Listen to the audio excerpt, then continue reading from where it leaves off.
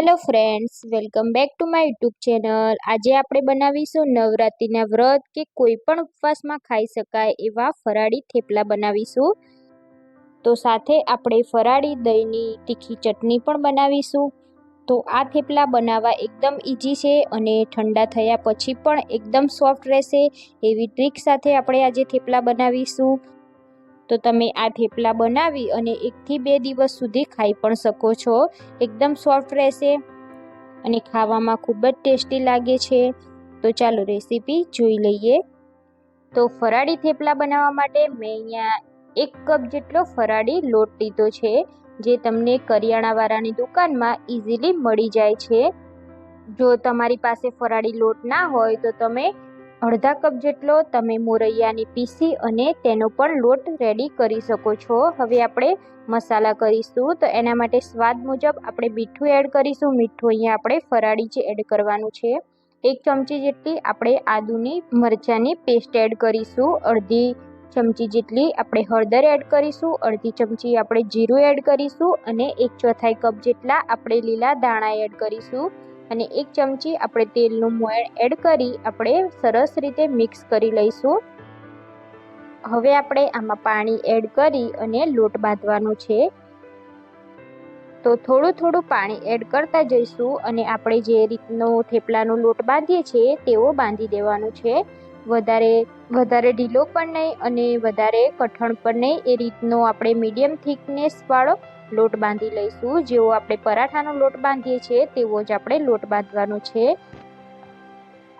તો થેપલાનો લોટ બાંધતી વખતે તમે દહીં પણ એડ કરી શકો છો। તો આ રીતે આપણે થોડું પાણી લઈ અને આપણે લોટ બાંધી લઈશું। તો તમે જોઈ શકો છો અહીંયા આપણે એકદમ સરસ રીતે લોટ બાંધી લીધો છે। વધારે ઢીલો પણ નથી અને વધારે કઠણ પણ નથી, એવો આપણે લોટ બાંધી દીધો છે। હવે આપણે આ લોટમાંથી આપણે રોટલીની સાઈઝના ગુલ્લા કરી લેવાના છે। તો તમારે જે પ્રમાણે થેપલા વણવા હોય નાના મોટા એ પ્રમાણે તમારે ગુલ્લા કરી લેવાના। હવે આપણે થેપલાને વણવાના છે। તો આ રીતે આપણે ગુલ્લા કરી લીધા છે બધા। હવે આપણે કોરો લોટ લગાવી અને આપણે જે રીતે થેપલા વણતા હોય એ રીતે આપણે વણી લેવાના છે। તો અહીંયા મેં જે ફરાળ લોટ છે તે જ લીધો છે કોરા લોટમાં પણ। તો આ રીતે આપણે મીડિયમ થીક આપણે થેપલું વણી લેવાનું છે। તો આ રીતનો મીડિયમ થીક લોટ બાંધ્યો હશે તો તમારે કોરા લોટની વધારે જરૂર નહીં પડે। તો અહીંયા તમે જોઈ શકો છો આપણે રોટલીની સાઈઝ જેટલા આપણે થેપલા વણી લીધા છે। હવે આપણે આ થેપલાને શેકીશું। તો એના માટે આપણે એક કઢાઈ લેવાની છે। કઢાઈને આપણે ગરમ થાય એટલે આ રીતે તેલથી ગ્રીસ કરી લેવાની છે। હવે આપણે જે વણેલો ભાગ છે થેપલાનો તે આપણે એડ કરી દેવાનો છે। તો થેપલાનો પહેલો ભાગ જે શેકાઈ જાય એટલે આપણે તેને પલટાવી દેવાનો છે અને બીજી સાઈડ પણ આપણે થોડો શેકવા દેવાનો છે। તો અડધી મિનિટ જેવું થાય એટલે આપણે થેપલાની સાઈડ ચેન્જ કરવાની છે। તો પહેલાં આપણે ઉપરની સાઈડ આ રીતે તેલથી ગ્રીસ કરી લઈશું। હવે આપણે તાવેતાની મદદથી આપણે થેપલાને પલટાવી લઈશું। હવે બીજી સાઈડ પણ આપણે 1 થી 2 ચમચી જેટલું તેલ એડ કરી અને બંને સાઈડ આ રીતે આપણે તેને શેકી લઈશું।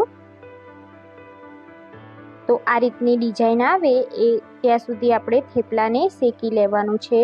તો તમે જોઈ શકો છો આપણા થેપલું બંને સાઈડ એકદમ સરસ રીતે શેકાઈ ગયું છે। તો આ રીતે થોડું પ્રેસ કરીશું એટલે આપણું થેપલું એક બી સાઈડ કાચું નહીં રહે।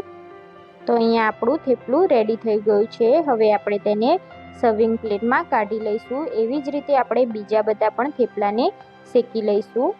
હવે થેપલામાં ખવાતી આપણે દહીંની ચટણી બનાવીશું। તો એના માટે મેં અહીંયા અડધા કપ જેટલું દહીં લીધું છે। એમાં 1 પિંચ જેટલું મીઠું એડ કરી દઈશું, અડધી ચમચી જીરું એડ કરી દઈશું અને અડધી ચમચી આપણે દળેલી ખાંડ એડ કરી દઈશું અને 1 ચમચી જેટલી આપણે મરચાં અને કોથમીરની પેસ્ટ વાટીને રાખી છે તે એડ કરી દઈશું।